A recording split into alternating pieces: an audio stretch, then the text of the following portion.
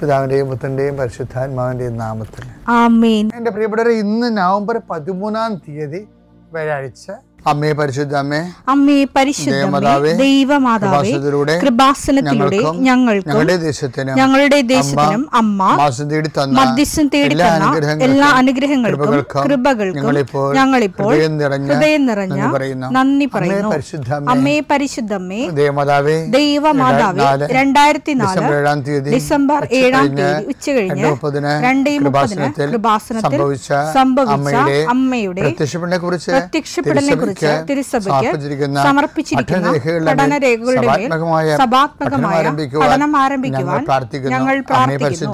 അമ്മേ പരിശുദ്ധമേ, ഭൂസ്വർലോകങ്ങളുടെ രാജ്ഞിയായ അങ്ങേയ്ക്ക് ഭൗമസംരക്ഷണത്തിനായി പ്രപഞ്ചപ്രകൃതിയെ തന്നെ തിരുസഭ പ്രതിഷ്ഠിക്കുവാൻ ഈ പ്രത്യക്ഷീകരണം വഴി ഇടയാക്കണമേ. പരിശുദ്ധമേ, ജപമാല മാതാവേ, സകല കൃപാസനം പ്രാർത്ഥനയോടും ചേർത്ത് ഞങ്ങളിപ്പോൾ പ്രാർത്ഥിക്കുന്ന ഈ കുടുംബത്തിന്റെ പ്രത്യേക നിയോഗം പറ മക്കളെ.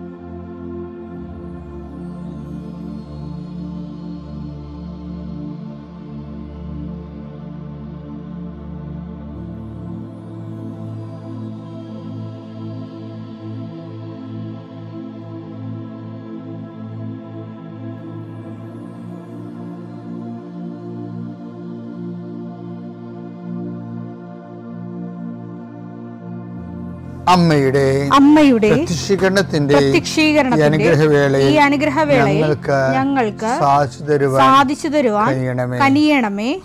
ആമേൻ. വിശ്വാസ പ്രമാണം. സർവശക്തനായ പിതാവും ആകാശത്തിന്റെയും ഭൂമിയുടെയും സൃഷ്ടാവുമായ ദൈവത്തിൽ ഞാൻ വിശ്വസിക്കുന്നു. അവിടുത്തെ ഏകപുത്രനും ഞങ്ങളുടെ കർത്താവുമായ ഈശോമിശിഹായിലും ഞാൻ വിശ്വസിക്കുന്നു. ഈ പുത്രൻ പരിശുദ്ധാത്മാവിനാൽ ഗർഭസ്ഥനായി കന്യകാമറിയത്തിൽ നിന്ന് പിറന്ന് പൊന്തിയോസ് പീലാത്തോസിന്റെ കാലത്ത് പീഡകൾ സഹിച്ച് കുരിശിൽ തറയ്ക്കപ്പെട്ട് മരിച്ച് അടക്കപ്പെട്ട് പാതാളങ്ങളിൽ ഇറങ്ങി മരിച്ചവരുടെ ഇടയിൽ നിന്ന് 3-ാം നാൾ ഉയർത്ത് സ്വർഗത്തിലേക്ക് എഴുന്നള്ളി സർവശക്തിയുള്ള പിതാവായ ദൈവത്തിന്റെ വലതുഭാഗത്തിരിക്കുന്നു. അവിടെ നിന്ന് ജീവിക്കുന്നവരെയും മരിച്ചവരെയും വിധിക്കുവാൻ വരുമെന്നും ഞാൻ വിശ്വസിക്കുന്നു. പരിശുദ്ധാത്മാവിലും ഞാൻ വിശ്വസിക്കുന്നു. വിശുദ്ധ കത്തോലിക്കാ സഭയിലും പുണ്യവാന്മാരുടെ ഐക്യത്തിലും പാപങ്ങളുടെ മോചനത്തിലും ശരീരത്തിന്റെ ഉയർപ്പിലും നിത്യമായ ജീവിതത്തിലും ഞാൻ വിശ്വസിക്കുന്നു. ആമേൻ. സുഖസ്ഥനായ ഞങ്ങളുടെ പിതാവേ, അങ്ങയുടെ നാമം പൂജിതമാകണമേ. അങ്ങയുടെ രാജ്യം വരണമേ. അങ്ങയുടെ തിരുമനസ് സ്വർഗത്തിലെ പോലെ ഭൂമിയിലും ആകണമേ. അന്നു വേണ്ടുന്ന ആഹാരം ഇന്ന് ഞങ്ങൾക്ക് തരണമേ. ഞങ്ങളോട് തെറ്റ് ചെയ്യുന്നവരോട് ഞങ്ങൾ ക്ഷമിക്കുന്നത് പോലെ ഞങ്ങളുടെ തെറ്റുകൾ ഞങ്ങളോടും ക്ഷമിക്കണമേ. ഞങ്ങളെ പ്രലോഭനത്തിൽ ഉൾപ്പെടുത്തരുതേ, തിന്മയിൽ ഞങ്ങൾ രക്ഷിക്കണമേ. ആമേൻ. നന്മ നിറഞ്ഞ മറിയമേ, സ്വസ്തി. കർത്താവ് അങ്ങയുടെ കൂടെ സ്ത്രീകളിൽ അങ്ങ് അനുഗ്രഹിക്കപ്പെട്ടവളാകുന്നു. അങ്ങയുടെ ഉദരത്തിൻ ഫലമായി ഈശോ അനുഗ്രഹിക്കപ്പെട്ടവനാകുന്നു. പരിശുദ്ധ മറിയമേ, തമ്പുരാന്റെ അമ്മേ, പാപികളായ ഞങ്ങൾക്ക് വേണ്ടി ഇപ്പോഴും ഞങ്ങളുടെ മരണസമയത്തും തമ്പുരാനോട് അപേക്ഷിക്കണമേ. ആമേൻ. കർത്താവേ, നിന്റെ ഉന്നതമായ നാമത്തിന് സ്തോത്രം ചെയ്യുന്നു. കർത്താവേ, നിന്റെ വിശുദ്ധ പൗരോഹിത്യത്തെ മഹത്വപ്പെടുത്തണമേ.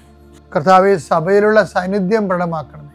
39 വർഷം ഞാൻ അർപ്പിച്ച കൃപാന്റെ യുഗതിയാൽ കൃപാസ്ഥാനത്താരെ ജീവനോടെ പ്രത്യക്ഷപ്പെട്ട പരിശുദ്ധ അമ്മയുടെ മാധ്യസ്ഥത്താൽ പിതാവിൻ്റെയും പുത്രൻ്റെയും പരിശുദ്ധാത്മാവിൻ്റെ നാമത്തിൽ ഞാൻ നിങ്ങളെ ആശീർവദിക്കുന്നു. ഈ മക്കളുടെ ഡോക്യുമെൻറ്റുകളെല്ലാം ഞാൻ ആശ്രയിച്ച് പ്രാർത്ഥിക്കണം. ഈശോയെ, പലരുടെയും കൈകളിൽ അതില്ല എങ്കിലും ഡോക്യുമെൻറ്റുകൾ നിങ്ങൾ മനസ്സിൽ ഓർക്കുക. ചില ഹോൾ ടിക്കറ്റ് ആകാം, ചിലപ്പോൾ വീടിൻ്റെ പ്രമാണമാകാം, ചിലപ്പോൾ ലോൺ എടുക്കാൻ വേണ്ടിയുള്ള ശ്രമമാകാം, വസ്തു കൈമാറുന്നതിന് വേണ്ടിയുള്ള തടസ്സമാകാം. വസ്തു വിൽക്കുകയും വാങ്ങുകയും ചെയ്യുന്നവരുണ്ട്. വൃക്ഷങ്ങൾ വിൽക്കുന്നവരുണ്ട്, മൃഗങ്ങളെ വാങ്ങുന്നവരുണ്ട്. ആ എല്ലാ മേഖലകളും ചെറിയ ചെറിയ കട കമ്പോളങ്ങളെ കൊണ്ടും വലിയ ഏജൻസികൾ കൊണ്ടും ജീവിക്കുന്നവരുണ്ട്. രോഗപീഠകൾ വലയുന്നവരെ അവരുടെ ശരീരത്തിന് വിവിധ ഭാഗങ്ങളിൽ കൈകൾ വെച്ചുകൊണ്ട് പ്രാർത്ഥിക്കുക. എൻ്റെ കർത്താവിൻ്റെ ഉന്നതമായ നാമത്തിൽ, സഭയുടെ അധികാരത്തിൽ, കുരിശടയാളത്തിൽ, കൃപാസ്ഥാനത്താറെ ജീവനോടെ പ്രത്യക്ഷപ്പെട്ട മാതാവിൻ്റെ മധ്യസ്ഥത്തിന് രോഗപീഠകളെ ഈശോനാമത്തിൽ സൗഖ്യം പ്രാപിക്കട്ടെ. നാളെ നവംബർ 14 വെള്ളിയാഴ്ച ഈ 2 സബ്ജക്റ്റ് നമ്മൾ കണ്ടിട്ടാണ് ഇന്ന് പറയണത്, നാളെ പറയണത്. അതായത് എൻ്റെ സബ്ജക്റ്റിൻ്റെ പൊതുപ്പേരെന്ന് പറയണത് വിശ്വാസ ജീവിതത്തിൻ്റെ ഔട്ട്ലെറ്റുകളെ കുറിച്ചാണ് പറയുന്നത്. വിശ്വാസ ജീവിതത്തിൻ്റെ ഔട്ട്ലെറ്റുകൾ. ഒന്നാമത്തെ ഔട്ട്ലെറ്റിനെ കുറിച്ച് ഇന്ന് പറയാം, രണ്ടാമത്തെ ഔട്ട്ലെറ്റിനെ കുറിച്ച് നാളെ പറയാം. ഇന്ന് പറയണത് വിശ്വാസത്തിന് 2 ഔട്ട്ലെറ്റുകളുണ്ട്. ഒരു ഔട്ട്ലെറ്റ് എന്ന് പറഞ്ഞാൽ എന്താണെന്ന് അറിയാമോ? അതായത് ഇപ്പം വേസ്റ്റ് വാട്ടർ ഇല്ലേ, ഭയങ്കര പ്രശ്നമില്ലേ വേസ്റ്റ് മാനേജ്മെൻ്റ് എന്ന് പറയണത്. കുറേ വേസ്റ്റ് മാനേജ്മെൻറ്റ് പറയുമ്പോൾ വേസ്റ്റ് വാട്ടർ ഉണ്ടാകും, പിന്നെ വേസ്റ്റായിട്ടുള്ള കുറേ വേസ്റ്റ് ഉണ്ടാകുമല്ലോ. വേസ്റ്റ് ഒരു ലൈഫ് മുന്നോട്ട് പോകുമ്പോൾ കുറച്ച് എന്തുമാത്രം വേസ്റ്റ് കുറക്കാൻ പറ്റും അത്രയും നല്ലത്. പക്ഷേ എന്നാലും വേസ്റ്റ് ഉണ്ടാകും. വേസ്റ്റ് എന്ന് പറഞ്ഞാൽ എന്താ? ഈ വേസ്റ്റ് ഉണ്ടായിക്കഴിഞ്ഞാൽ നമ്മൾക്ക് വേസ്റ്റിന് ഒരു ചാനൽ വേണം. വേസ്റ്റ് വാട്ടറിൻ്റെ ഇപ്പം മാത്രമല്ല, പണ്ട് മുതലേ ഹാരപ്പ മൊഹൻജദാരോ ഒക്കെയുള്ള ആദ്യകാല നാഗരികതയിൽ പോലും വേസ്റ്റ് വാട്ടറിന് പ്രത്യേക സിസ്റ്റം ഉണ്ടായിരുന്നു. അപ്പം അതുപോലെ തന്നെ ജീവിതത്തിലുണ്ട്, കുറേ ആത്മീയ ജീവിതത്തിലുണ്ട് വേസ്റ്റ് വാട്ടറിൻ്റെ ഔട്ട്ലെറ്റുകൾ. ആത്മീയ ജീവിതത്തിലുണ്ട്. ആത്മീയജീവിതത്തിൻ്റെ വേസ്റ്റ് വാട്ടറിൻ്റെ ഔട്ട്ലെറ്റ് എന്ന് പറഞ്ഞാൽ എന്താ? കുറേ കാര്യങ്ങൾ ദൈവത്തിന് വേസ്റ്റായിട്ട് വരും. അത് നമ്മൾ ഒഴുക്കിക്കളയണം, അല്ലെങ്കിൽ അത് കണ്ടാമിനേഷൻ ഉണ്ടാക്കും. വേസ്റ്റ് എന്ന് പറഞ്ഞാൽ എന്ത്? നമുക്ക് വേസ്റ്റല്ലേ, നമുക്ക് വലിയ കാര്യമായിരിക്കും, ദൈവത്തിനകത്ത് വേസ്റ്റ് ആയിരിക്കും. അപ്പോൾ ദൈവത്തിന് വേസ്റ്റായിട്ടുള്ള സംഭവങ്ങളെ കളയുന്നതിനാണ് വേസ്റ്റ് വാട്ടറിങ് എന്ന് പറയുന്നത്. അതിനകത്ത് എന്താണ് നമ്മൾ അതിൻ്റെ അകത്ത് ഒന്നാണ് അനുതാപം എന്ന് പറഞ്ഞ സംഭവം. അനുതാപം എന്ന് പറഞ്ഞാൽ എന്താണ്? ഒരു ഔട്ട്ലെറ്റാണ് ശരിക്കും പറഞ്ഞത്. അനുതപിച്ചില്ലെങ്കിൽ ഈ വേസ്റ്റ് വാട്ടർ എല്ലാം, അതായത് നമ്മൾ ജീവിച്ച് കഴിയുമ്പോൾ ആ അറിഞ്ഞുണ്ടാകുന്ന വേസ്റ്റ് ഉണ്ട്, അറിയാതെ ഉണ്ടാകുന്ന വേസ്റ്റ് ഉണ്ട്. പൊല്യൂഷൻ, അതാണ് വിഷയം. പൊല്യൂഷൻ ഒരു അതിന് ഔട്ട്ലെറ്റ് ഇല്ല എന്നുണ്ടെങ്കിൽ സ്വാഭാവികമായിട്ട് അത് ഭയങ്കരമായിട്ടുള്ള സ്ഫോടനത്തിൻ്റെ ഇരയാകും. രോഗാണുക്കളൊക്കെ പെരുകി വേസ്റ്റ് വാട്ടറൊക്കെ കെട്ടിക്കഴിഞ്ഞാൽ എന്ത് ചെയ്യും? രോഗാണുക്കളൊക്കെ പെരുകി നാശകൂടലിയാവും. അതുകൊണ്ടാണ് അതിന് വെച്ചിരിക്കുന്ന ദൈവം വെച്ചിരിക്കുന്ന ഒരു വേസ്റ്റ് വാട്ടർ മാനേജ്മെൻറ്റ് സംവിധാനമാണ് അനുതാപം.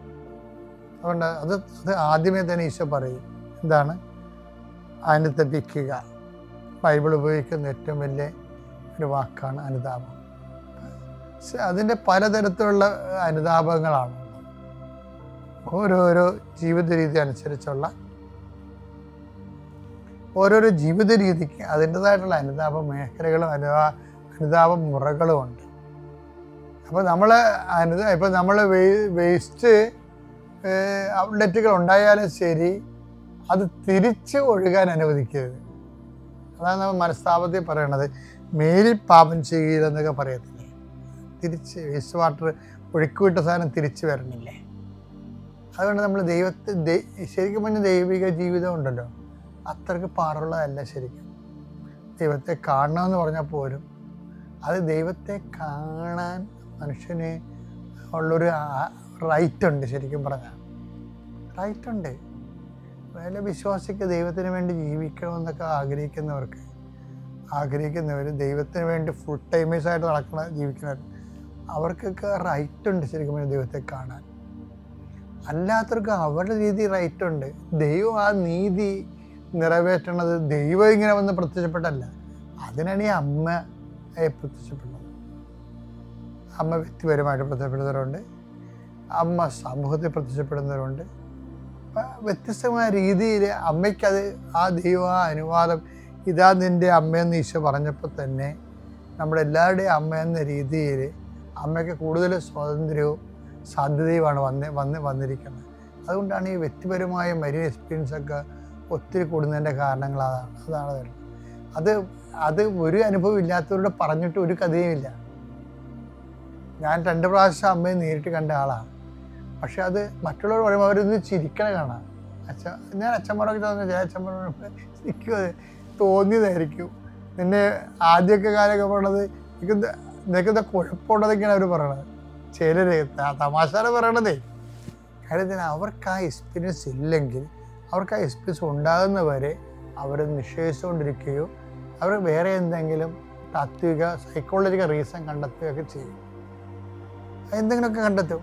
പക്ഷേ എന്താ പ്രോബ്ലം വെച്ച് കഴിഞ്ഞാൽ ഇത് ഒരു അത്ര പാടുള്ള കാര്യമല്ല. ദൈവം ഒരു മനുഷ്യനെ കമ്മ്യൂണിക്കബിൾ ആകുന്നത് അത്ര പാടുള്ള കാര്യമല്ല ശരിക്കും. ദൈവവചനം നമ്മൾ ദൈവസ്നേഹത്തോടെ അനുഷ്ഠിക്കുമ്പോൾ തീർച്ചയായിട്ടും അടയാളങ്ങൾ വരും. അടയാളം എന്ന് പറഞ്ഞാൽ എന്താണ്? ദൈവം വിദൂരസ്ഥനല്ല, സമീപസ്ഥനാണ്. അത് വാഗ്ദാനമാണ്. അതാണ് ഈ അടയാളങ്ങൾ ആൾക്കാർക്ക് ലഭിക്കാൻ കാരണം. അതാണ്. അപ്പം എന്നിട്ട് ഈശോ പറയും, ഹൃദയശുദ്ധിയുള്ളവർ ദൈവത്തെ കാണും എന്ന് വെച്ച് കഴിഞ്ഞാൽ തലക്കനം ഇല്ലാത്തവരെന്ന് എൻ്റെ അർത്ഥം. പിന്നെ ആത്മാർത്ഥതയും നിഷ്കളങ്കമായ ദൈവത്തെ അന്വേഷിക്കുന്നവരെ, നിഷ്കളങ്കതയാണ്. വേറെ ദൈവത്തോട് സ്നേഹം കൊണ്ട് ദൈവത്തെ അന്വേഷിക്കുന്ന ആൾക്കാരില്ല. അവർക്ക് ദൈവം. പിന്നെ ഹൃദയം നുറുങ്ങിയവർ, ദൈവത്തെ ഓർത്തിട്ട് നുറുങ്ങുന്ന ആൾക്കാർ, ദൈവം സമീപസ്ഥനാണ്. അപ്പം അത് ഒത്തിരി പേരുടെ അനുഭവങ്ങളിൽ നിന്നാണ് സങ്കീർത്തനമൊക്കെ വരണത്. ഇപ്പം നമ്മൾ പറയുന്ന പ്രധാനപ്പെട്ട കാര്യം അനുതാപം. എപ്പോഴും നമ്മൾ ഓർത്ത് അനുതാപം ഇപ്പോൾ പാപം കുറിച്ച് അനുതപിക്കുന്നതിൻ്റെ പിന്നിൽ ഈ ഒരു വേസ്റ്റ് മാനേജ്മെൻ്റ് ഉണ്ട്. കാര്യം കുറേ ജീവിച്ച് വരുമ്പോൾ കള്ളത്തരവും നുണ പറച്ചിലും അറിയാതെ പറയും, അറിഞ്ഞു പറയും. ഇപ്പം വിചാരത്താലും വാക്കാലും പ്രവൃത്തിയാലും ഇതുപോലെ സംഭവങ്ങൾ കുന്നുകൂടുന്നുണ്ട്. അല്ലെങ്കിൽ പിന്നെ കുർബാനയുടെ ഇടയ്ക്ക് എല്ലാ കുർബാനയ്ക്കും എൻ്റെ പിഴ എന്ന് പറയണ. ഒരു ദിവസം ഞാൻ ഒരു സഹോദരനോട് പറഞ്ഞേ, നമ്മൾ എൻ്റെ പിഴ നെഞ്ചത്തിലിരിക്കുന്ന പകരം ഈ പിഴ ഉണ്ടാകാതിരുന്നാൽ പോരെ. അതല്ലേ ആത്മാർത്ഥത. എൻ്റെ പിഴ എൻ്റെ വലിയ പിഴ എന്ന് പറഞ്ഞുകൊണ്ട് കുർബാനയുടെ തുടക്കത്തിൽ തന്നെ നമ്മൾ നെഞ്ചത്തിലിരിക്കുന്നത് എല്ലാ ദിവസവും സ്ഥിരം പരിപാടിയായിട്ട് ചെയ്യണേക്കാൾ ഈ വലിയ പിഴ എങ്ങനെ ഉണ്ടാകണത്? നമ്മൾ പിഴയില്ലാതെ ജീവിക്കാൻ തീരുമാനിച്ചാൽ പിന്നെ എങ്ങനെയാണ് വലിയ പിഴ ഉണ്ടാകണത്? അവിടുത്തെ എന്തൊക്കെ ഒരു റെക്ടിഫിക്കേഷൻ ആവശ്യമായ ഒരു മേഖലയാണത്. വലിയ പിഴ ഉണ്ടാകേണ്ട കാര്യമില്ല. ചെറിയ പാപങ്ങളൊക്കെ ഉണ്ടാകും മനുഷ്യന്. അപ്പം അതിന് പോലും അനുതാപം ഒരു വേസ്റ്റ് മാനേജ്മെൻറ്റാണ്. കുറേ നാൾ ജീവിക്കുമ്പോൾ അറിയാതെ ഉണ്ടാകുന്ന ഈ ജങ്കില്ലേ, നമ്മൾ കമ്പ്യൂട്ടർ വർക്ക് ചെയ്യുമ്പോഴും ജങ്ക് നമ്മൾ സാധനം ഉണ്ടല്ലേ, അത് നമ്മളെടുത്ത് ഡസ്റ്റ്ബിന്നിലിടുന്നില്ലേ. അപ്പം അതുപോലെ ജങ്ക് ഫയൽസ് ഉണ്ടാകുന്നത് അത് മാനേജ് ചെയ്യുന്ന ഒരു വിഷയമാണ് അനുതാപം. അനുതാപം നമ്മൾ ശ്രദ്ധിക്കുമ്പോൾ ആത്മാർത്ഥമാണെന്ന് ദൈവം നോക്കത്തുള്ളൂ. അനുതാപത്തിന് പ്രശ്നമൊന്നുമില്ല. പക്ഷേ ദൈവം ഒന്ന് നോക്കുന്നത് അത് ആത്മാർത്ഥമാണോ എന്ന് വെച്ച് കഴിഞ്ഞാൽ ഈ ആളിനി അത് റിപ്പീറ്റ് ചെയ്യുക എന്നുള്ളതാണ്. ഈ റിപ്പീറ്റ് ചെയ്യാതിരിക്കാനുള്ള ശ്രമങ്ങളില്ലെങ്കിൽ അനുതാപത്തിൻ്റെ വേസ്റ്റ് വാട്ടർ തിരിച്ചൊഴുകാൻ സാധ്യതയുണ്ട്. ഇത് വളരെ ശ്രദ്ധിക്കണം. കാര്യം ഞങ്ങളെ പ്രലോഭനത്തിൽ ഉൾപ്പെടുത്തരുത് എന്ന് കർത്താവ് ഒരു പ്രാർത്ഥന തന്നിട്ടുണ്ടെങ്കിൽ ദൈവവേദന ഒന്ന് ചിന്തിച്ച്, പ്രലോഭനത്തിൽ ഉൾപ്പെടാതെ ജീവിക്കാനുള്ളൊരു സാധ്യത ഉണ്ടെന്നല്ല എൻ്റെ അർത്ഥം. ആ സാധ്യതയാണ് നമ്മൾ പ്രാർത്ഥിക്കുന്നത്. കർത്താവേ, ഞങ്ങളെ പ്രലോഭനത്തിൽ ഉൾപ്പെടുത്തരുത്. ഇനി ഉൾപ്പെട്ട് പോയാൽ അത് വീണ്ടും റിപ്പീറ്റ് ചെയ്യണമെന്നുണ്ടെങ്കിൽ അത് പരിശുദ്ധാത്മാവിനെതിരായിട്ടുള്ള നമ്മൾ ദൈവത്തോട് പറഞ്ഞതിന് ശേഷം പിന്നെ എല്ലാം വീക്കാണെന്നൊരു കാര്യമില്ല. എല്ലാം വീക്കെന്ന് പറയണത് നമ്മൾ ആ വീക്ക്നെസ് പറഞ്ഞ് ലൈസൻസ് ഉണ്ടാക്കിയെടുക്കുന്നതാണ്. അതൊന്നും ആത്മാർത്ഥമായിട്ടുള്ള വിഷയമല്ല. നമ്മൾ അതിന് ബോധപൂർവ്വം ശ്രമിക്കുന്നില്ല എന്നുള്ളതാണ് വിഷയം. ബോധപൂർവ്വം നമ്മൾ ശ്രമിക്കുന്നില്ല. പാപം നൽകുന്ന ഒരു ഔദാര്യം കൈപ്പറ്റിക്കൊണ്ട് പാപത്തിൻ്റെ അടിമയായിട്ട് അടുത്തോടും കൈപ്പറ്റി ജീവിക്കുക എന്നുള്ള മിനിമം പ്രോഗ്രാമും അനുഗ്രഹം അടിച്ചു മാറ്റാൻ വേണ്ടി ദൈവത്തെ ഒരു ഉപാധിയെ കാണിക്കുന്ന ആത്മീയ പാപ്പരത്വത്തിനെ ഒന്നും അനുതാപമായിട്ട് കണക്ഷൻ വരത്തില്ല. അതൊന്ന് ശ്രദ്ധിക്കണം. നിങ്ങൾ തീവ്രമായിട്ട് ആഗ്രഹിക്കും ദൈവത്തെ, ബാക്കി എല്ലാം ദൈവം ക്രമീകരിക്കും. അനുതാപമാണ് ഒന്നാമത്തെ ഔട്ട്ലെറ്റ്.